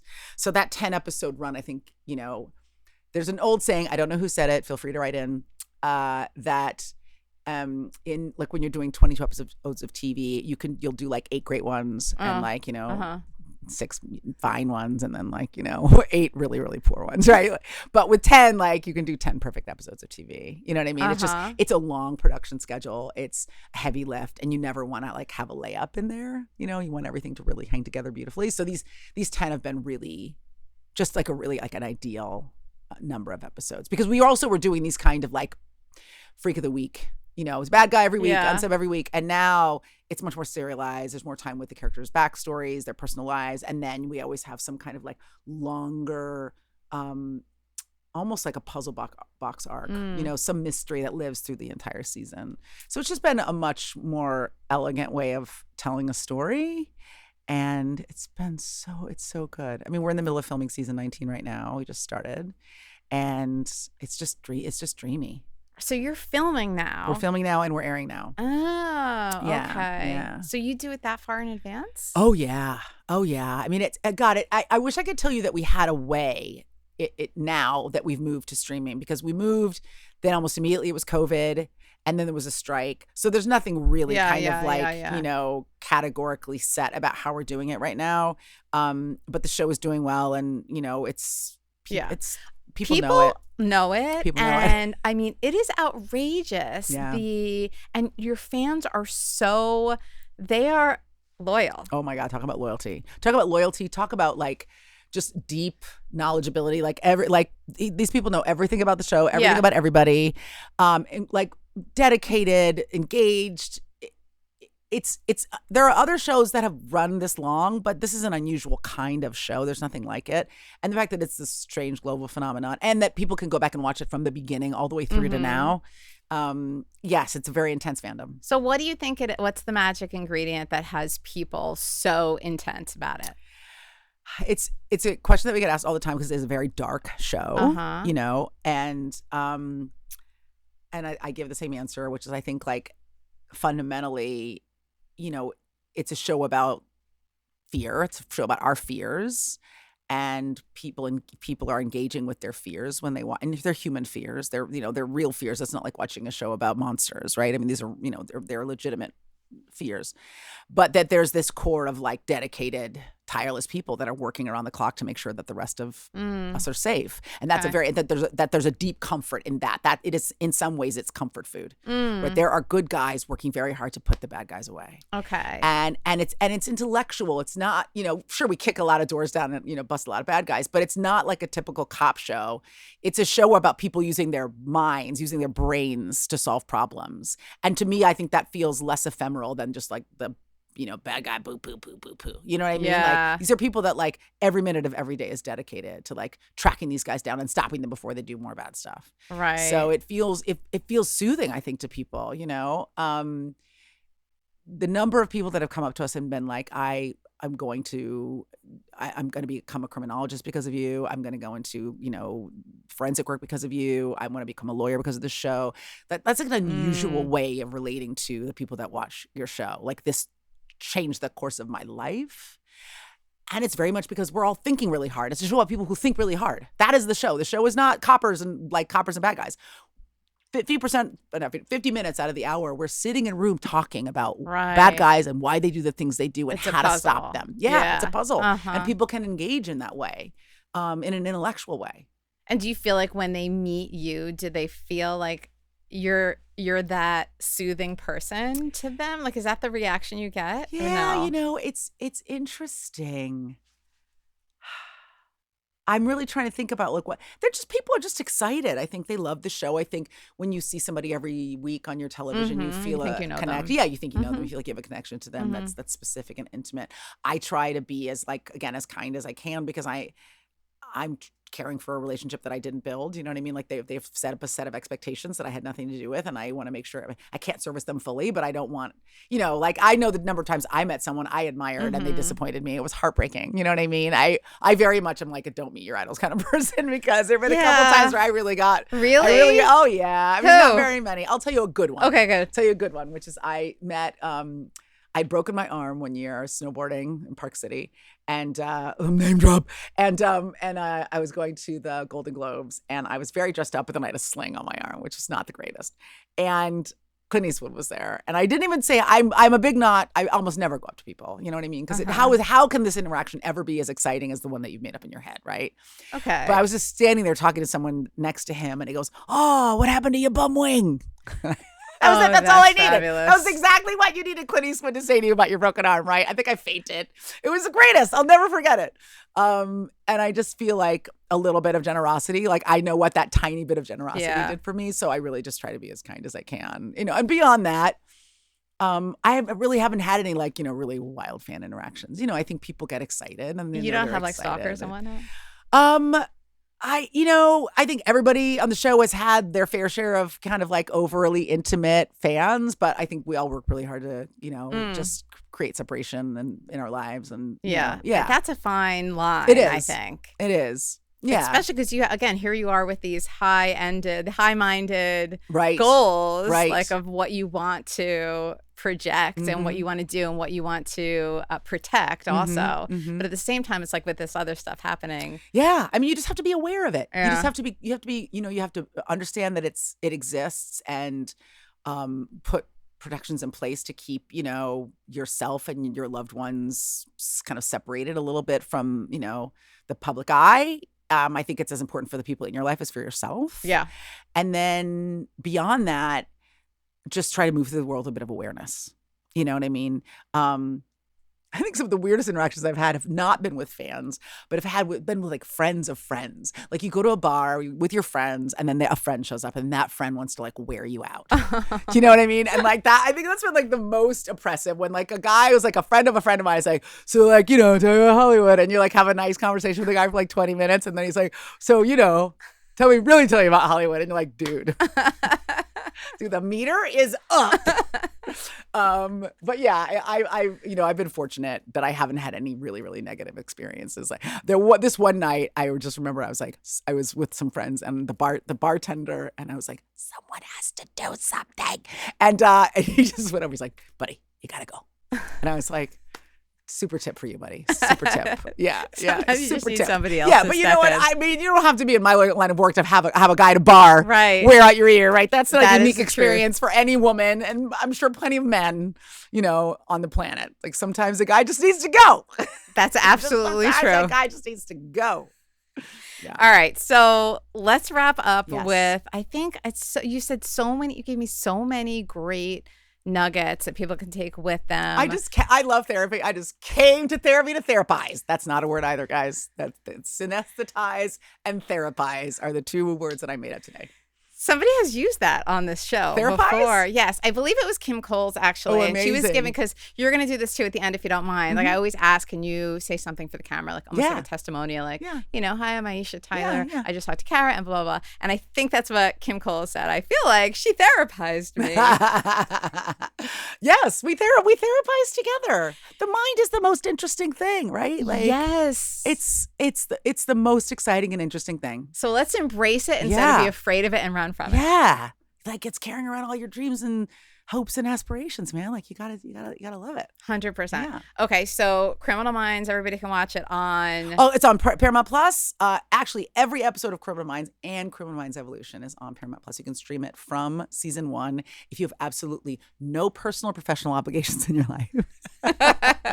You just want to watch TVs, wall-to-wall television for many weeks. You can watch it from the beginning.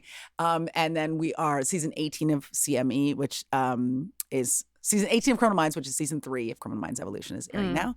And we are working on season 19. And it's great. And I directed the second episode of season 18. I'm really proud of it.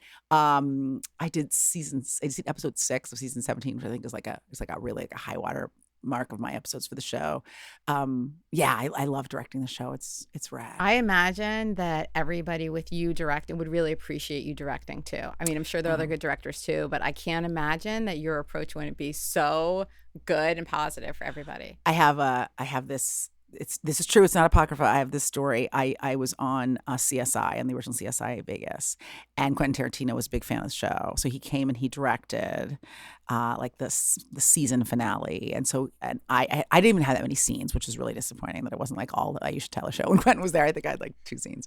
But I watched him direct, and he loves directing so much. And if there was one director, and I've had a lot of really great mentors that like influenced the way that I direct, it's probably Quentin, because Quentin is just stoked. He's like, yeah, that was awesome. It was so great. So like, I always feel like I'm trying to channel Quentin. Maybe not the florid language, but I really love it. Like I'm just super happy to be there, and I feel like we could all be, I don't know, kicking rocks somewhere, and here we are making a movie. Like it's the best. It's the best.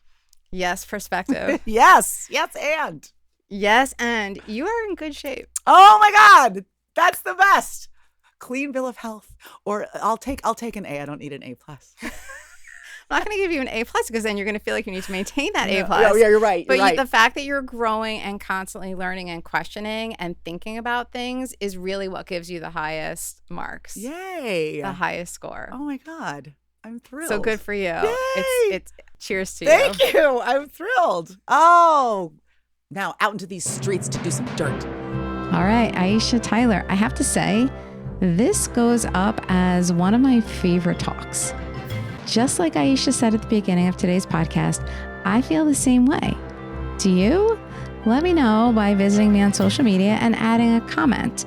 You can find me on Instagram and TikTok at Kara Mayer Robinson and on YouTube at Really Famous. Pick up a bottle of Philosophy margaritas for your next beach picnic, barbecue, or as I did recently, outdoor movie screening. Fun fact, the screening I just went to was Once Upon a Time in Hollywood. Great movie from one of my favorite directors, Quentin Tarantino. And it was playing on a giant screen above a lawn with about 1,000 of my closest friends at Hollywood Forever Cemetery. Yes, that's right. It's a cemetery, and I love seeing movies there. It's so much fun. You can check out photos on my social media if you'd like to see what it looked like. if you love Criminal Minds, I also have a Big Delicious podcast with AJ Cook, who plays JJ Giroux. And I also have a couple of talks with Joe Mantegna. You can find them on my Really Famous YouTube channel or on the podcast app you're listening to right now. Thanks for hanging out with Aisha and me. I'll be back soon with more real deal conversations with your favorite celebs. I'll talk to you soon.